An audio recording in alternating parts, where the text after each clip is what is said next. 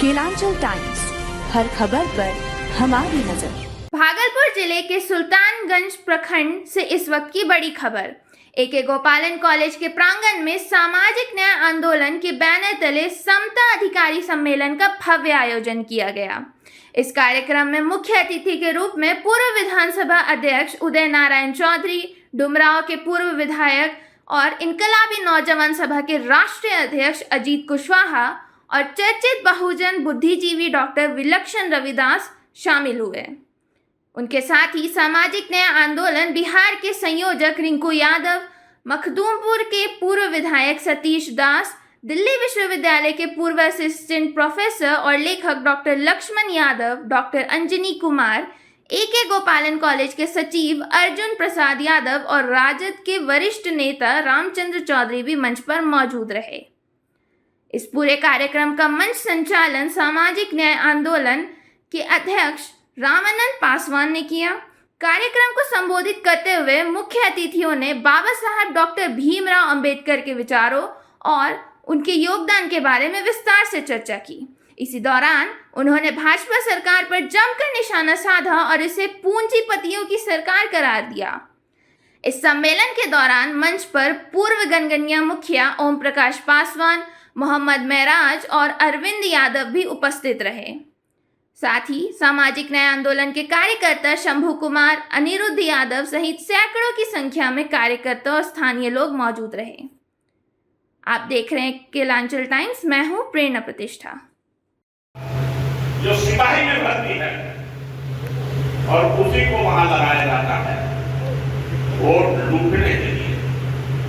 मतलब यह हुआ कि गरीब का बेटा गोली चलाएगा, गोली खाएगा भी गरीब लोग, गोली मारने वाला भी गरीब लोग।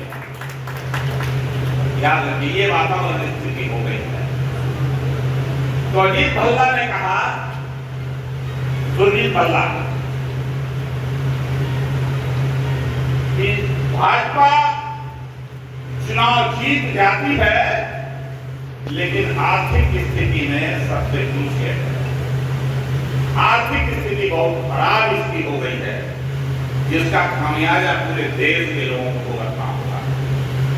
नतीजा है पेट्रोल का दाम बढ़ गया, डीजल का दाम बढ़ गया, महंगाई तेजी से बढ़ रही है और हमको और आपको कहा जा रहा है कि सोना मत खरीदिए। सोना हम लोग खरीदते हैं, कोई गरीब आदमी की औकात है यहाँ जो बैठे लोग हैं कि 10 ग्राम सोना खरीदते?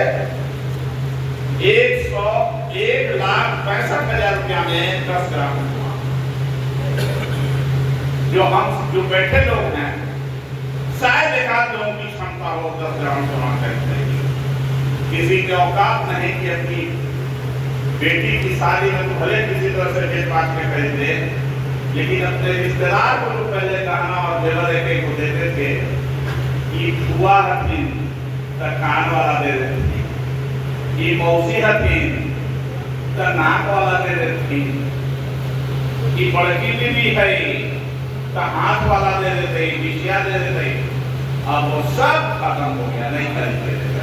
अब सबसे आसान काम वो समझता है कि कहाँ कर वही इतना महंगा हो खरीदता हो, पैसे दे देंगे 5,000 10,000 रुपया, अब कोई गहना नहीं देता है। इसलिए कि हमारी और आपकी क्षमता नहीं है कि हम इसलिए नहीं है, तो हमको कहते हैं मत करिए। कहता है सरकार की विदेश, प्रधानमंत्री बोला कि विदेश मत जाइए डॉलर को बचाने के लिए। और दूसरा ओर बिहार सरकार का परसों फैसला हुआ है कि जो लोग थाईलैंड घूमने के लिए जाएंगे तो यहाँ के लोगों को सुलभ करने के लिए 10 लाख रुपया प्रति उड़ान पर इंडिगो को इस सरकार के। ये परसों का फैसला है कैबिनेट का, आप लोग अखबार में देख सकते हैं। अगर कुछ बोल रहा हूं,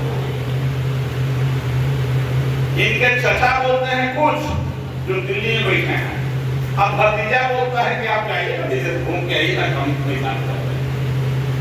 ये है चचा भतीजा का आवाज उनके मुंह।